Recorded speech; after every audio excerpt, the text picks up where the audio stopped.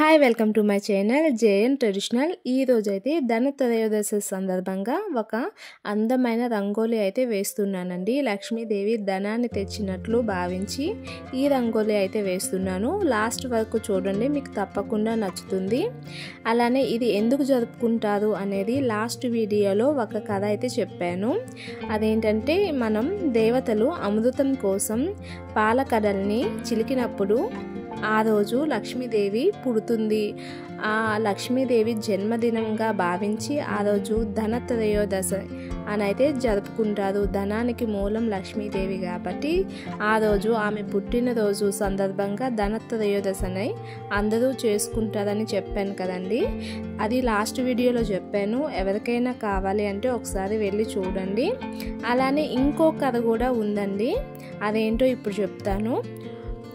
అది ఏంటంటే, మనకి బ్రహ్మ విష్ణు మహేశ్వరులు త్రిమూర్తులు అంటాం కదండి. వారిలో ఎవరు గొప్పవారు అని తెలుసుకోవడానికి ఒకరోజు భృగు మహర్షి అయితే ప్రయాణం అవుతాడు. అయితే వైకుంఠానికి వెళ్తున్న దారిలో అయితే ఆయన రాకను గమనించకుండా లక్ష్మీనారాయణులు ఉంటారు. అది చూసి మహర్షి ఆగ్రహించి ఆ విష్ణుమూర్తి యొక్క వక్షస్థలాన్ని అయితే తన్నడం జరుగుతుంది. అలా తన్నడం వలన అతను ఎటువంటి కోపం తీసుకోకపోగా అతన్ని శాంతపరిచి సాపర్యలు చేసి మర్యాదలు చేసి అతన్ని మంచిగా చూసుకుంటూ అతని కాళ్ళను తాకడం జరుగుతుంది. అయితే నమస్కరించడానికి తాకిన అనుకుంటాడు మహర్షి. బట్ అతను ఏం చేస్తాడంటే, మెల్లిగా అతని కాళ్ళను తాకుతూ అతని అరికాల కింద ఉన్న నేత్రం అతని గర్వానికి కారణమని భావించి దాన్ని చిదిమేస్తాడనమాట. అలా చిదిమేయడం వల్ల అప్పుడు ఆ స్వామి యొక్క అహంకారం తగ్గి మళ్ళీ విష్ణుమూర్తి యొక్క శరణు అయితే కోరడం జరుగుతుంది. ఇలా తన నివాస స్థానమైన విష్ణువు గుండెల మీద ఆ ముని తన్నడం అనేది నచ్చక కోపం తెచ్చుకుంటుంది లక్ష్మీదేవి. ఇక అలా కోపం వచ్చి భర్త ఆ ముని పాదాలు తాకడాన్ని భరించలేక ఆమె అలిగి భూలోకానికైతే వెళ్ళడం జరుగుతుంది. అయితే భూలోకం చేరుకుంటుంది కదండి. అప్పుడు కుబేరుడు అక్కడికి వెళ్ళి ఆమెని పూజించి ఆమె యొక్క అనుగ్రహం అయితే పొందుతాడు. ఆ విధంగా అతను ధనలక్ష్మి దేవిని బాగా పూజించడం వల్ల చాలా ధనవంతుడైతే అయ్యాడని మనకి పురాణాలు అయితే చెప్తున్నాయి.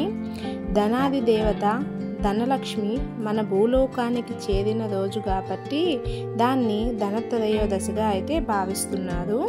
అలానే ఇంకో కథ కూడా ఉందండి. అదేంటి అంటే, దీన్ని యమత్రయోదశిగా కూడా చెప్తారు. ఎందుకంటే పూర్వం హిమ అనే రాజుకు లేక ఒక కొడుకు అయితే పుడతాడు.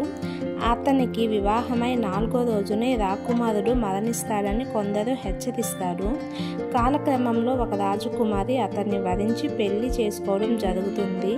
భర్తను తానే కాపాడుకుంటానని ధీమాగా చెప్తుంది.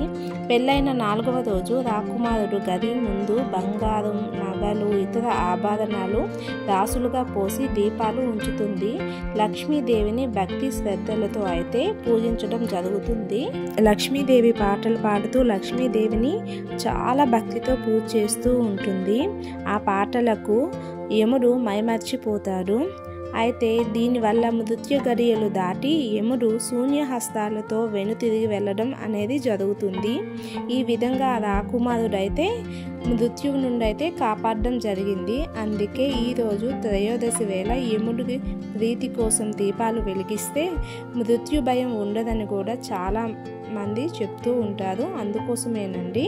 సో ఆ రోజు మనం మంచిగా దీపాలు పెట్టుకుంటే లక్ష్మీదేవి పూజ చేయడమే కాకుండా మృత్యు భయం ఉండదని కూడా మన పెద్దవాళ్ళు చెప్తారు. అందుకోసమే ఇదండి. ఇంకొక కథ కూడా ఉంది. దీన్ని ధన్వంత జయంతి అని కూడా అంటారు. మీకు ఎవరికైనా ఆ కథ తెలుసుకోవాలనిపిస్తే కింద కామెంట్ చేయండి, నేను మరొక వీడియోలో అయితే చెప్తాను. అయితే రంగోలీ అయితే కంప్లీట్ అయిపోయింది. మీకు ఎలా అనిపించింది కామెంట్ చేయండి. అలానే మరొక మంచి వీడియోతో మళ్ళీ కలుద్దాం. అంతవరకు bye bye. Thank you for watching.